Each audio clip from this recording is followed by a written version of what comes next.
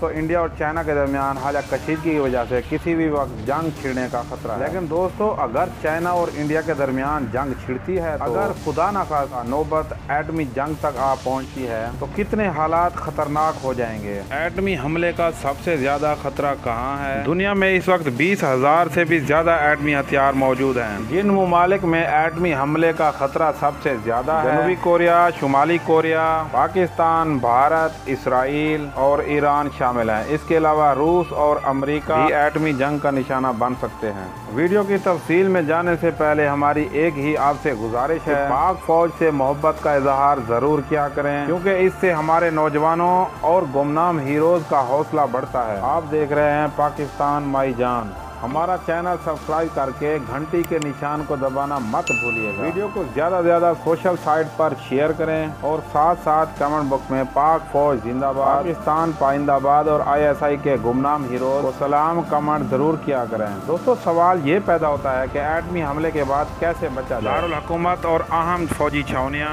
अहम शहर और ज्यादा आबादी वाले इलाके एटमी हमले का अवलीन निशाना होते हैं। हालात पर नजर रखें। एटमी हमला हमेशा जंग का आखिरी ऑप्शन होता है। दोस्तों, खुद को मुल्क और बैनुल-अक़वामी मामलात से बाखबर रखें और किसी जंग की सूरत में पेशगी तदाबीर तैयार रखें। आप एटमी हमले और उसके असरात से सिर्फ और सिर्फ इस सूरत में बच सकते हैं कि आपके पास एक महफूज और मजबूत पनाहगाह मौजूद हो। महफूज और मजबूत पनाहगाह आप जमीन से तकरीबन 10 फुट नीचे बना सकते हैं। जमीन पर भी पनाहगाह बनाई जा सकती है, ताहम वो ताबकारी को मुकम्मल तौर पर रोक नहीं सकेगी। जमीन पर बनाई जाने वाली पनाहगाह इमारती पत्थरों से बनानी चाहिए। अगर ईंटों का इस्तेमाल किया जाए तो एक ईंट के बजाय 5 ईंटों का इस्तेमाल किया जाए। दोस्तों, कौन सा सामान ज़रूरी होता है और अपनी पनाहगाह में कौन सा सामान हिमा वक्त स्टोर रखें जो 2 से 3 हफ्तों के लिए काफ़ी हो, और सामान कौन कौन सा चाहिए। पिन पैक खाना जिसमें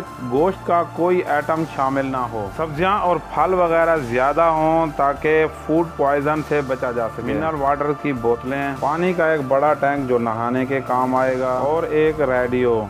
आपका मोबाइल ताबकारी के पहले झटके पर ही नाकारा हो जाएगा। का एक इजाफी जोड़ा, किताबें जो 1-2 हफ्ता जमीन के अंदर आपको वक्त गुजारने के लिए मुआविन साबित हों। एक अदद फर्स्ट एड बॉक्स रखें।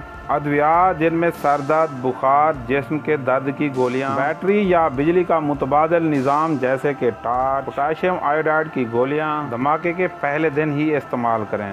Penicillin, potassium, septic, antiseptic spray. दोस्तों, अगर एटमी हमला हो जाए, किसी भी हादसे या हमले की सूरत में जिंदा बच जाने का सबसे पहला असूल अपने होश और हवास पे काबू और दिमाग को हाजिर रखना है। एटमी हमला होने के 1 सेकंड के अंदर आपको एक जोरदार धमाका सुनाई देगा और कई मील ऊंचा एक धुएं का तूफान नजर आएगा। फौरन समझ आइए कि ये एक एटमी हमला है। अब आप बचने की जदोजहद शुरू कर दीजिए। दोस्तों, एटमी तबाही के 3 मराहिल होते हैं। इब्तदाई मरला ताबकार तूफान। अगर तो वारहेड आपकी मौजूदगी के 1.5 मील के अंदर गिराया गया है तो फौरन कलमा पढ़ लें, और अगर बैठे हैं तो खड़े हो जाएं। अगले 3 सेकंड के अंदर आपका वजूद भाप बनकर उड़ जाएगा। अगर एटमी हमले की लोकेशन आपसे 1.5 मील से भी ज्यादा दूर है तो इस सूरत में आप बच सकते हैं। पहला धमाका सुनाई देने के बाद आपके पास ज्यादा से ज्यादा 5 सेकंड धमाके की मुखालिफ सिमत में किसी भी ठोस चीज या किसी गहरी जगह पहुंचें और फिर जमीन पर उल्टा लेट जाएं। अपने दोनों हाथ सर पर रखते हुए कानों को ढांप लें। इसी दौरान आपको एक और जोरदार धमाका सुनाई देगा जो कि पहले धमाके से 100 गुना ज्यादा ताकतवर होगा और शदीद जलजला पैदा करेगा। मुबारक हो, आप इब्तदाई धमाके से बच चुके हैं। धमाका सुनाई देने के बाद 2 से 3 सेकंड में उठ खड़े और अपनी पनाह की तरफ भागें। दोस्तों, पहले धमाके में बहुत सारी इमारत धुआं बनकर उड़ जाएंगी। उसके बाद उन इमारतों का मलबा बारिश की तरह जमीन पर बरसेगा और साथ ही ताबकारी से भरे अल्फा पार्टिकल्स की बारिश भी शुरू हो जाएगी। धमाके की तरफ हरगिज मुड़कर ना देखें और फॉल आउट में गिरती चीजों से बचने की कोशिश करें। अगर आप सही सलामत पनाहगाह तक पहुंच गए तो मुबारक हो, फॉल आउट से बच निकले हैं। पनाहगाह में दाखिल होते ही एक भी लम्हा ज़ाया किए बगैर सारा लिबास उतार दें। इसके बाद अगर आप जख्मी हैं तो खुद तिब्बी इमदाद लें। अगर सही सलामत हैं तो गुस्ल कर लें ताकि फॉल आउट के बच्चे कुछ असरात से भी मुमकिन हद तक बचा जा सके। सके। दोस्तों अब जमीन पर हर तरफ ताबकारी का तूफान है और आपको उस पनाहगाह में कई दिन तक रहना है। याद रखिएगा, कम से कम खाएं, जितना मुमकिन हो सके सोकर वक्त गुजारें, रेडियो सुनते रहें और बाहर के हालात से बाखबर रहें। अपनी हिम्मत बहाल रखें। अगले चंद दिन में आप रेडियो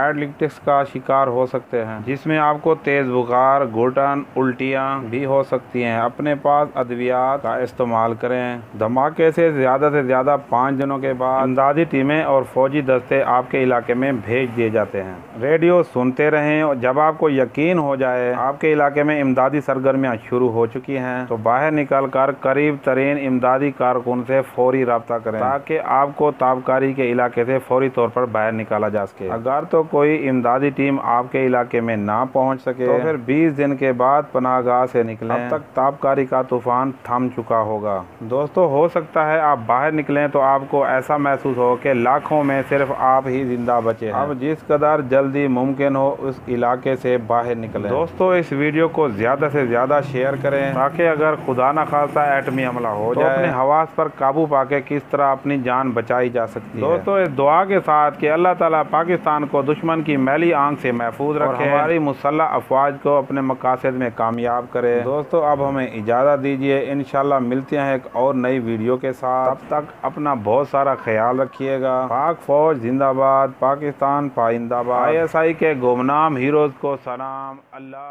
वारिस।